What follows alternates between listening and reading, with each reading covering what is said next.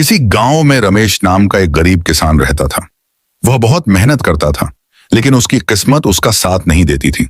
उसकी फसलें खराब हो जाती और उसके पास इतना पैसा नहीं था कि वह अपनी जरूरतें पूरी कर सके।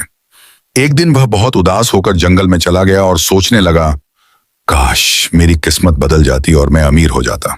जंगल में चलते चलते उसे एक साधु मिले। साधु ने रमेश की उदासी का कारण पूछा। रमेश ने उन्हें अपनी सारी परेशानियां बताईं।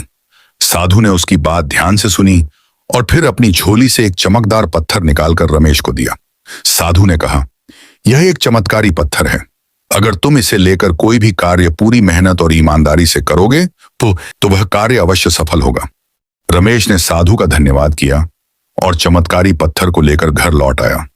उसने सोच लिया कि अब वह पूरी मेहनत से काम करेगा और अपनी किस्मत बदलने की कोशिश करेगा। उसने चमत्कारी पत्थर को अपने पास रखा और दिन रात खेत में मेहनत करने लगा। धीरे धीरे उसकी फसलें हरी भरी होने लगीं और इस बार उसकी मेहनत रंग लाई। उसकी फसल इतनी अच्छी हुई कि उसने गांव में सबसे ज्यादा अनाज पैदा किया। अब रमेश के पास बहुत सारा पैसा था और उसकी आर्थिक स्थिति अच्छी हो गई थी। उसने अपने लिए एक अच्छा घर बनवाया और अपने परिवार के साथ खुशी खुशी रहने लगा। कुछ समय बाद रमेश ने सोचा, यह सब तो चमत्कारी पत्थर की वजह से हुआ है। मुझे इस पत्थर को फिर से देखना चाहिए। जब उसने पत्थर को निकाला तो देखा कि वह साधारण सा कंकड़ है। रमेश को समझ में आ गया कि असल में पत्थर में कोई जादू नहीं था, बल्कि उसकी मेहनत और विश्वास ने ही उसे सफलता दिलाई थी।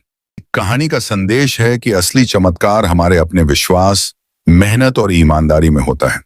अगर हम किसी भी कार्य को पूरे विश्वास और समर्पण के साथ करेंगे तो सफलता अवश्य मिलेगी। चमत्कारी चीजें बाहर नहीं बल्कि हमारे अंदर ही होती।